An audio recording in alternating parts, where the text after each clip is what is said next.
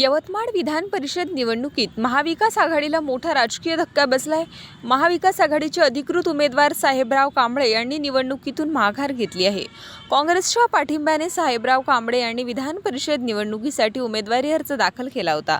मात्र निवडणूक जिंकण्यासाठी आवश्यक असलेले संख्याबळ जुळत नसल्याने निवडणूक लढवणे शक्य नसल्याचे स्पष्ट करत त्यांनी उमेदवारी मागे घेण्याचा निर्णय घेतलाय।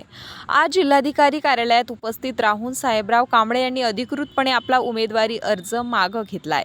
यावेळी त्यांनी काँग्रेस पक्षाने आपल्यावर विश्वास दाखवत उमेदवारी दिल्याबद्दल पक्षाच्या वरिष्ठ नेत्यांचे आभारही मानले। कांबळे यांच्या माघारीमुळे यवतमाळ विधान परिषद निवडणुकीतील राजकीय समीकरणे बदलण्याची शक्यता निर्माण झाली आहे। महाविकास आघाडीसमोर आता नव्या रणनीतीचे आव्हान उभे राहिले असून या घडामोडीकडे संपूर्ण राजकीय वर्तुळाचे लक्ष लागून आहे। या देशाचे नेते आदरणीय खरगे साहेब, माझ्या दुसऱ्या नेत्या सोनिया गांधी, राहुलजी गांधी यांनी माझ्यावर विश्वास ठेवून मला काँग्रेसचे उमेदवारी डिक्लेअर केली। त्या अनुषंगाने मी उमेदवारी सादर केली।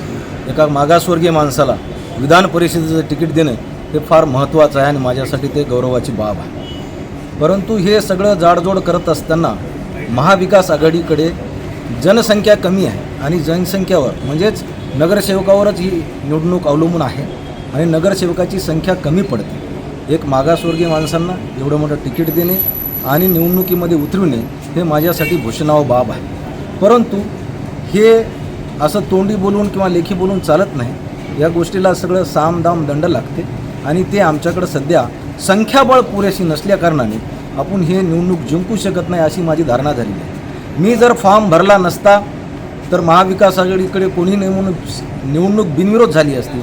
मी फॉर्म भरला आणि पुन्हा परत घेतला तरी माझ्यावर ॲलिगेशन झाले असते।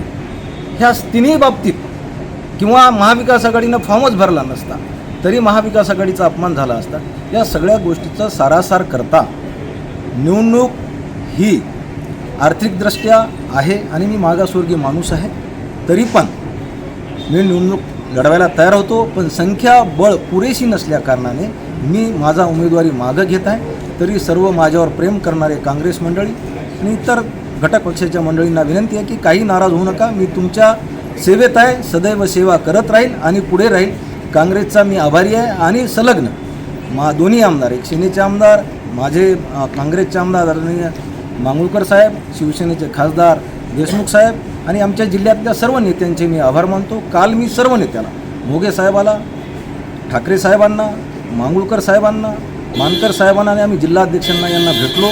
त्यांना हकीकत सांगली की आपल्याकडं संख्याबळ पुरेसं नाही, त्याच्यामुळं आपण हे सीट जिंकू शकत नाही असं मी त्यांना कल्पना दिली आहे। त्यांच्या माध्यमातून आज रोजी मी उमेदवारी परत घेतो।